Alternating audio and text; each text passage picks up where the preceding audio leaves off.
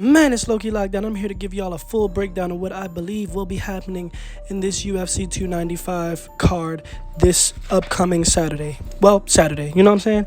Alex Pereira versus JIRI. I believe that fight will be an absolute banger of a matchup. It's going to be very weird because both of them have very unorthodox styles. And, I'm going to break down how that fight ends up. I'm going to give you 3 of the 4 scenarios that could possibly play out in that fight. So, for one, Alex Pereira, he hits super hard. He has very good leg kicks, which will hopefully, if he uses those correctly in this fight, he will be able to limit JIRI movement because JIRI is very, very active in the ring.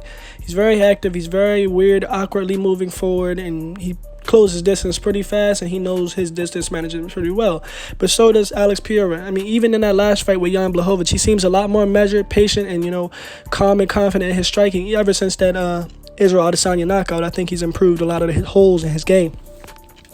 Both of them are very defensively irresponsible, but at the same time, I can't necessarily say that it's not working out for them. So, it is what it is on that department. But look, all right, for one, Alex Pereira has been looking amazing on pads recently. I don't know if you've been on his Instagram and you've seen him hitting pads lately, but oh my God, he's looking so fucking good, crisp. He's looking like he's so, bro, I don't know, he's just moving so fast. He's hitting so hard. He just looks so much more put together since the last time I seen him hit pads, and that's something to say, especially about Alex Pereira. His head movement is not very good, which we all know. I don't know how to describe this shit, bro. The thing about this fight is just it's so weird. There's so many variables. There's so many possible things that can happen that you really just don't know. I mean, JIRI has strange movement, awkward style, heavy pressure-based fighting style, which will most likely have Alex Pereira on his back foot for at least the beginning of the first round until Alex Pereira adjusts and he finds his way onto the front, which he does because they're very much both aggressive pressure fighting sort of styles that they're fighting in. Especially you've seen how Alex likes to keep Izzy on his back foot. You see how you just see how this shit works out, man.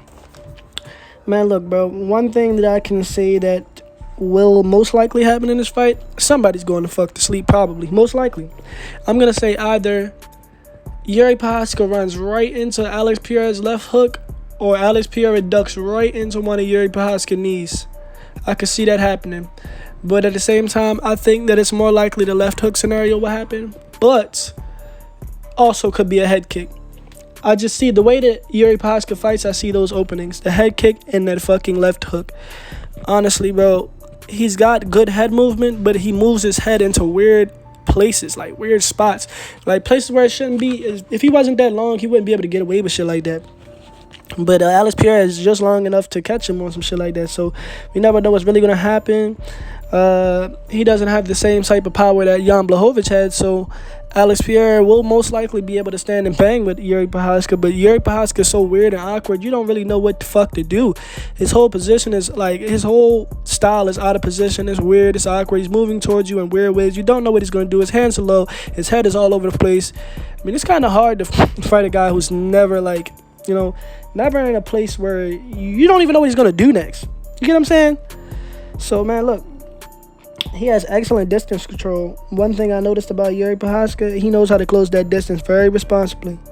If you've seen a lot of his if you noticed in his Glover Teixeira fight, he was able to piece Glover up from a pretty close range, even while being.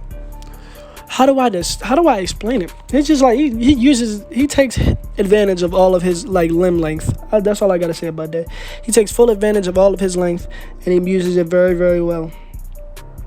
JIRI, he's doing a lot of weird training, mind training, eye training, some Tony Ferguson type shit. But at the same time, man, who knows if that shit really works? Who knows if it's going to work against Alex Pereira? I think that Alex Pereira could possibly win this fight. I think that JIRI possibly could win this fight. I really wouldn't mind either one of them winning this fight. I like both of the fighters. So what I'm going to do is I'm going to go 55-45 in favor of Alex Pereira just because he's sharper, he's clean, and he has that nuclear power option on any one of his limbs. Right hand, left hand, kick, left kick. Yeah, he got it everywhere. So with that being said, man, I'm going to go with my boy Alex Pereira for the win. And that's who I would bet on if I was you. if you was you should do that too. You know what I'm saying? So, all right, man, we out. Like, comment, subscribe. Let me know what y'all want to see next. And, man, we out.